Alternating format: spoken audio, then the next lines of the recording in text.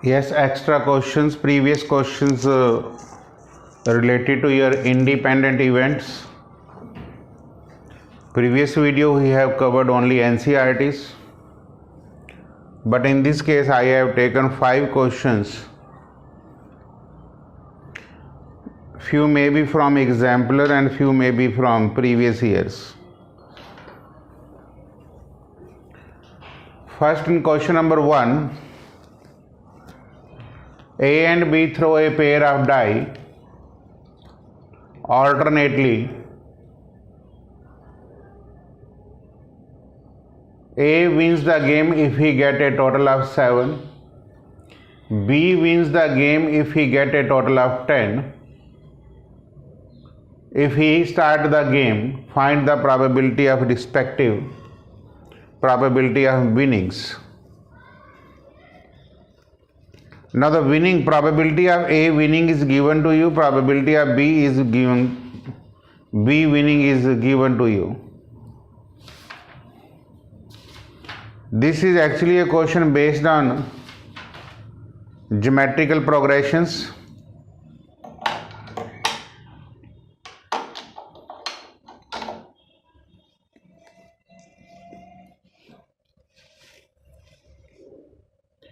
A wins the game, get a total of 7. Let E events getting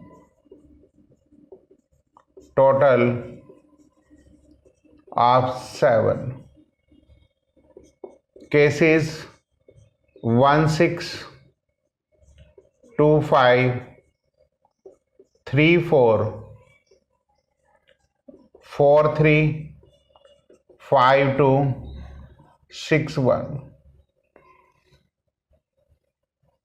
In this case, the probability of E is 6 by 36 is 1 by 6. E complements 1 minus 1 by 6 is 5 by 6. F events getting total of 10.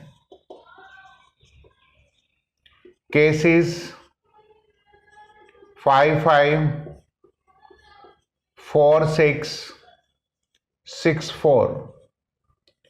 Probability of F 3 by 36, 1 by 12.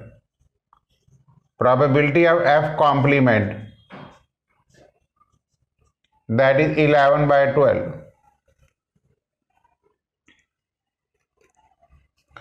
Probability of A wins because the game started from A. This line is very important. It means the possibility is either he will win the game in the first attempt or he will win the game in third attempt. Mean जो second turns आएंगी वो F की आएगी, पहले ई compliments आएगा, फिर F आएगा and then ई. ये फर्स्ट टर्न है, ये थर्ड है, क्योंकि सेकंड टर्न बी के लिए हो जाएगी. Fifth turns E complement, F complement, E complement, F complement and then E. यहां पे भी एफ कॉम्प्लीमेंट आएगा. इस बात को आप समझ लीजिए अच्छे तरीके से. I am again explaining this points. First turn पे जीतेगा तो बिल्कुल ठीक है, या थर्ड टर्न पे जीतेगा. मतलब थर्ड टर्न कब आएगी? जब ए पे 6 टोटल 7 सम 7 नहीं आएगा और एफ का भी टोटल 10 नहीं आएगा. अगर जो एफ का 10 आएगा तो गेम खत्म हो जाएगी. इट मीन ये 2 फेल होंगे तो इसकी थर्ड टर्न आएगी. ऐसे ही अगर ये थर्ड टर्न में भी फेल हो गया तो फोर्थ में वो फेल होगा तब फिफ्थ आएगी. तो इसका मतलब इसकी respective probability of winning either in the first turn और इन थर्ड टर्न और in fifth turn. It's probability of E is 1 by 6 This is 5/6 into 11/12 into 1/6. This is 5/6 दो बार है होल स्क्वायर, 11/12 दो बार है whole square into 1/6 and so on up to infinity. और इसलिए इसको इंडिपेंडेंट कहते हैं बिकॉज टर्म्स यहाँ पे इंडिपेंडेंट्स हैं।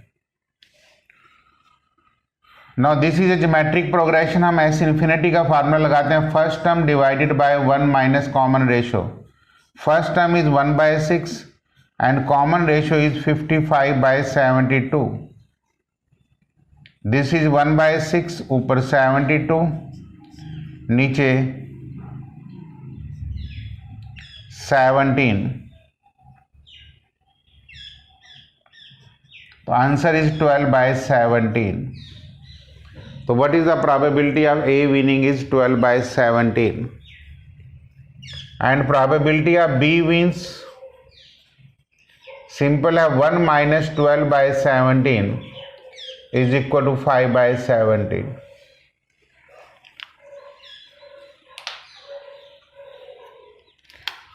एक केस तो ये है।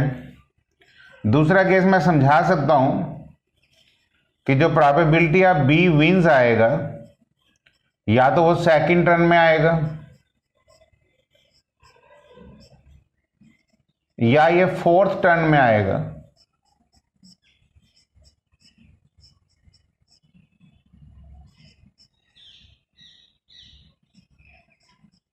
इसी तरीके से या ये सिक्स टर्न में आएगा।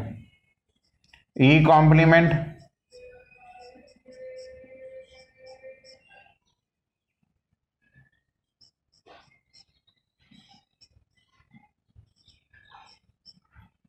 ई नहीं आया तो सेकंड नहीं आया, फिर थर्ड टर्न इसकी गई, फिर फोर्थ इसकी गई, फिर फिफ्थ इसकी गई, फिर सिक्स इसकी गई। इसका मतलब यहां पे ई कॉम्प्लीमेंट का मतलब 5/6 इंटू 1/12 प्लस 5/6 का होल स्क्वायर इंटू 11/12 इंटू 1/12। 5/6 का होल क्यूब, 11/12 का whole square into 1/12 and so on up to infinity. अब आप इसमें जीपी लगाएंगे तो प्रोबेबिलिटी ऑफ बी विंस में आप देखिए, अगर जो आप जीपी अप्लाई कर दें, first is 5/72, this is a 1 minus common ratio same रहती है 55/72। Answer is 5/17। Second red pen वाले से कॉन्सेप्ट्स क्लियर होता है, एग्जाम में बच्चा 1 माइनस कर सकता है, बट अगर जो आप ये कॉन्सेप्ट्स बनाना चाहते हैं, मतलब दो प्लेयर्स हैं, ए ने पहले खेलना शुरू किया, अगर जो जीत गया तो गेम खत्म है, सेकंड की टर्न नहीं जाएगी। अगर जो ए हारा तो सेकंड की, इसलिए पहले हम ए विंस निकाल रहे हैं तो हम कहते हैं ए के जीतने के चांसेस या तो फर्स्ट अटेम्प्ट पे या थर्ड पे या फिफ्थ पे, बी के जीतने के चांसेस या तो सेकंड पे हैं या फोर्थ पे हैं या सिक्स पे हैं। तो ये बहुत अच्छा क्वेश्चन है, मतलब मैं इसको बेसिकली एनसीईआरटी बेस ही मानता हूं, तो ये आपको आना चाहिए।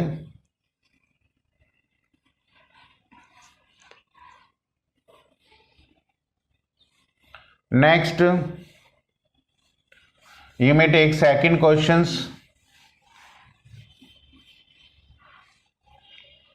सेकंड क्वेश्चन में 3 person A B C throw a die in succession, same है, यहाँ पे नंबर ऑफ प्लेयर्स मैंने 3 ले लिए।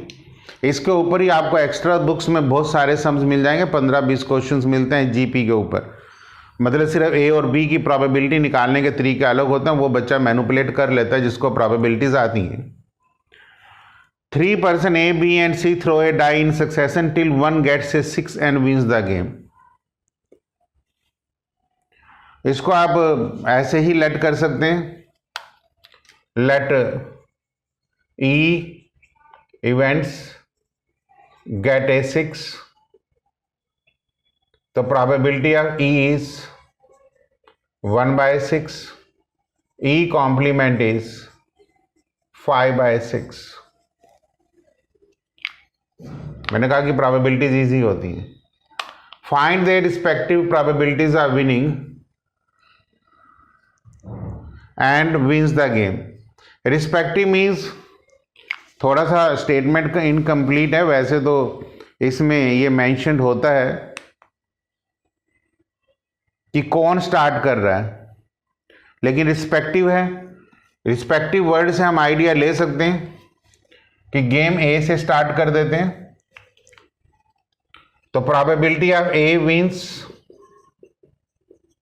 या तो फर्स्ट टर्न में जीतेगा और second for B, third for C, fourth turn और seventh turn and so on, क्योंकि यहां 3 प्लेयर्स हैं। प्रोबेबिलिटी ऑफ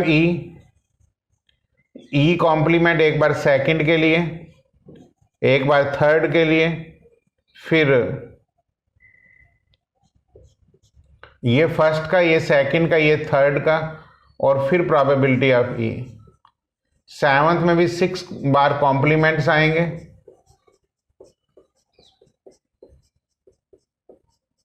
और 7th बार ई आएगा। तो दिस इज 1/6, दिस इज 5/6 का whole cube into 1/6, this is 5/6 की power 6 into 1/6 and so on up to infinity. S infinity का वही फार्मूला लगेगा, A divided by 1 minus R, 1/6 upon 1 minus 125/216।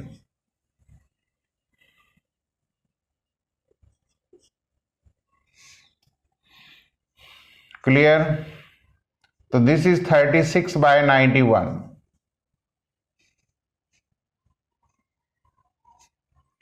तो probability of B wins, B या तो second turn पे जीतेगा plus 5th turn plus 8th turn and so on up to infinity. Second का मतलब होगा ई कॉम्प्लीमेंट इंटू ई, 5th का मतलब है ई कॉम्प्लीमेंट 4 बार, एंड लास्ट में ई, इसमें 7 टाइम्स एंड लिख लेना, E complement 7 times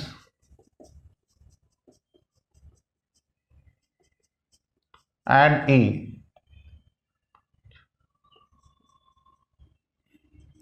this is 5/6 into 1/6, 5/6 की पावर 4 इंटू 1/6, 5/6 की power 7 into 1/6 and so on up to infinity.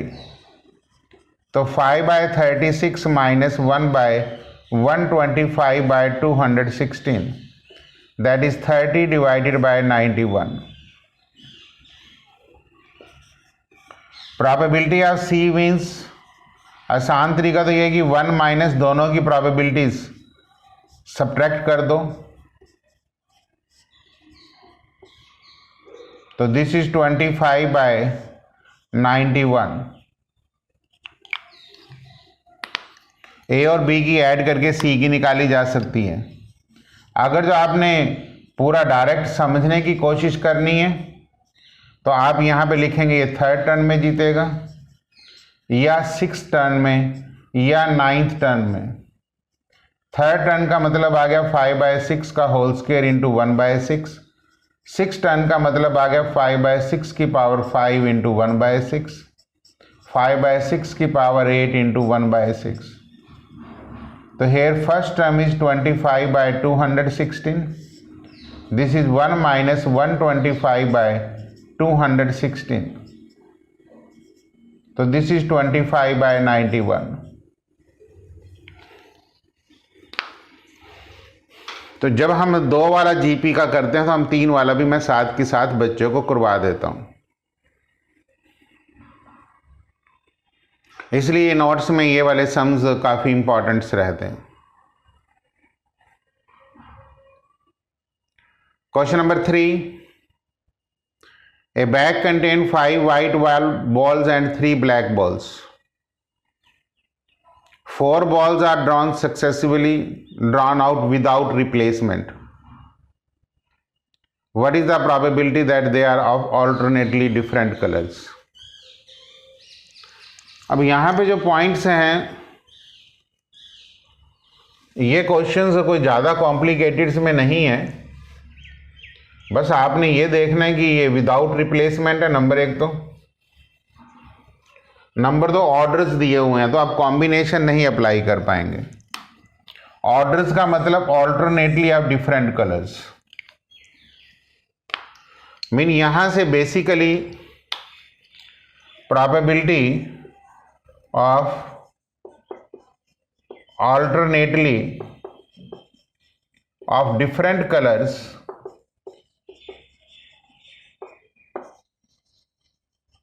Implies probability of पहले व्हाइट बॉल फिर ब्लैक बॉल फिर व्हाइट फिर ब्लैक, ये कह रहे हैं, plus probability of black white black and white, ये इसका कहने का मतलब है।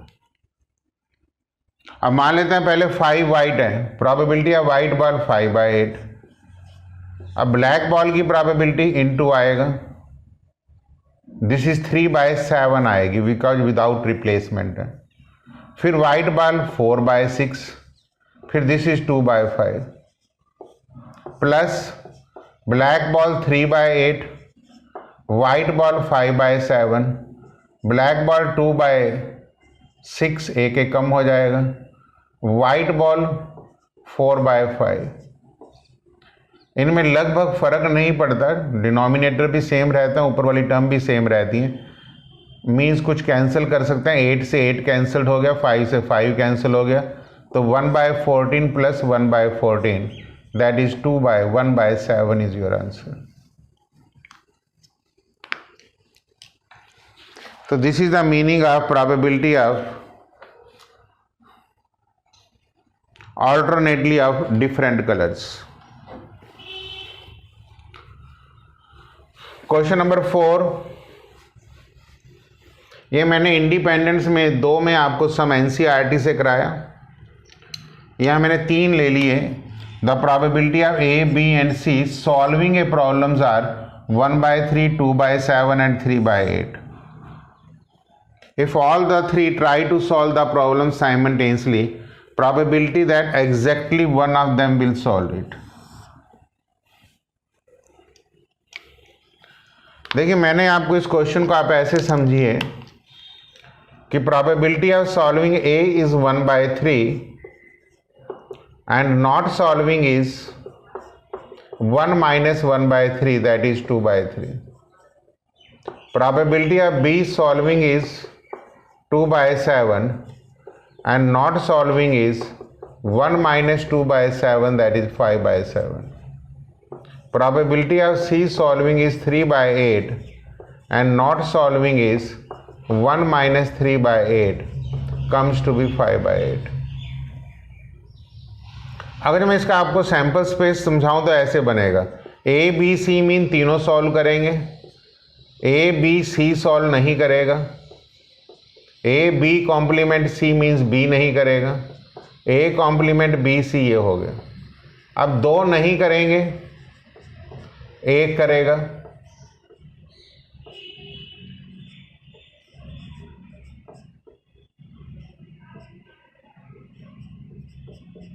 या तीनों नहीं करेंगे। ये आपको सैंपल स्पेस अपने दिमाग में इस तरीके से रखना चाहिए। तीनों सॉल्व करेंगे, सी नहीं करेगा, ए और बी करेंगे, बी नहीं करेगा, ए और सी करेंगे, ए सॉल्व नहीं करेगा, बी और सी करेंगे, ए और बी सॉल्व नहीं करेगा, सी करेगा, ए और सी नहीं करेंगे तो बी करेगा। तो इस टाइप के केसेस हैं। अब इन्होंने कहा है कि एग्जैक्टली वन ऑफ देम, अब यहां लिखेंगे probability, exactly one of them means इसमें आपके पास 7-8 क्वेश्चन बन सकते हैं। What is the probability that all the 3 will solve? What is the probability that at least 1 is solved? What is the probability that at most 1 is solved? तो इस type के इसमें बहुत सारे सम बन सकते हैं, इसलिए आपको एक समझ में आ गया, इसलिए मैंने सैंपल स्पेस बनाया। इसके 8 केसेस हैं तो 8 क्वेश्चन यहां से बन सकते हैं। इसका मतलब यहां से प्रोबेबिलिटी जब on exactly 1 will solve means आप ये लेंगे A complement B complement C plus probability of A complement B and C complement plus probability of A B complement and C complement. अब ए और बी नहीं करेगा, 2/3 into 5/7 into 3/8। ए नहीं करेगा 2/3, B करेगा 2/7, सी नहीं करेगा 5/8, ए करेगा 1/3, this is 5/7, this is 5/8। You will find denominator in all the cases will be equal, 3 into 7 into 8, this is 30, this is 20, this is 25, 50, 75 upon 3 into 8 into 7, तो 15 upon 56 is your answer।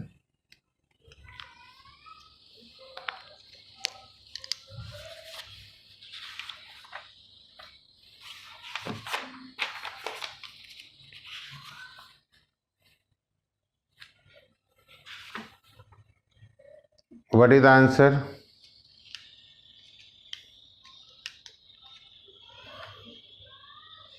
Fifteen upon 56, sorry ये 25 आएगा, 25 3 जा 75, this is your answer. Next,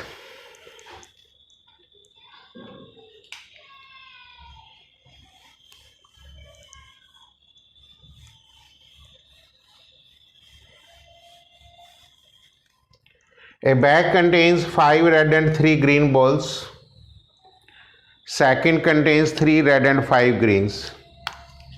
तो यहाँ से हम bag 1 में mentions कर देते हैं कि 5 रेड है और 3 ग्रीन है, और बैग 2 के मेंशंस कर लेते हैं 3 रेड हैं एंड 5 ग्रीन है। 1 ball is drawn from the first bag, 1 ball आपने यहाँ लिखना है कि बॉल निकालनी है, and 2 from the second bag. Find the probability that the 3 ball drawns are, probability आपने निकालनी है 1 red and 2 red and 1 green. देखिए ध्यान से सुनिए, जब मुझे रेड एक ही बॉल लेनी है यहां से, तो मैं प्रोबेबिलिटी ऑफ यहां से मैं रेड R1 ले सकता हूं, क्योंकि red ball from the first bag, R1 means red ball from first bag. लेकिन 2 यहां से लेनी है, इसका मतलब यहां से केस आ जाएगा R2 मीन्स रेड बॉल ले ली एक और एक ग्रीन ले ली, प्लस अगर जो मैं यहां से G1 ग्रीन बॉल एक लेता हूं, तो मुझे यहां से 2 रेड बॉल चाहिए, मीन्स R2 एंड R2, मुझे दोनों ही बॉल्स रेड चाहिए। ये मेरे पास 2 केसेस बनेंगे। अब आप ये देखिए कि what is the probability of getting red ball from here, 5/8। What is the probability of red and green balls from here. तो आप कहेंगे कि सर एक तो मुझे रेड चाहिए, 3C1 into 5C1 divided by 8C2। यहां से एक ग्रीन चाहिए मुझे, तो 3/8 मैं लिख सकता हूं, मैं इसको लिख सकता हूं 3C1 अपॉन 8C1, कोई फर्क नहीं पड़ता। लेकिन यहां से मुझे 2 रेड बॉल चाहिए, 3C2 डिवाइडेड बाय 8C2, क्योंकि ये क्वेश्चंस विदाउट रिप्लेसमेंट के ही रहते हैं। अब हम इसकी कैलकुलेशंस करेंगे तो आंसर आ जाना चाहिए 5 into 3 into 5 by 8 into 7 into 2, because 8C2 को मैं ये लिखता हूँ 8 into 7 by 2 factorial, plus 3/8, 3 × 2 / 8 × 7। Calculations देख लीजिए। कैलकुलेशन के नाम पे सिर्फ एक ये टर्म कैंसिल होके 4 आएगा, यहाँ से एक टर्म कैंसिल होके 4 आएगा, लेकिन एक 8 यहाँ पे भी है, तो denominator is same. 8 × 4 × 7, numerator is 75 + 9, 84 upon ये 21 आ जाएगा, ये 3 आ जाएगा। Answer is 3/8।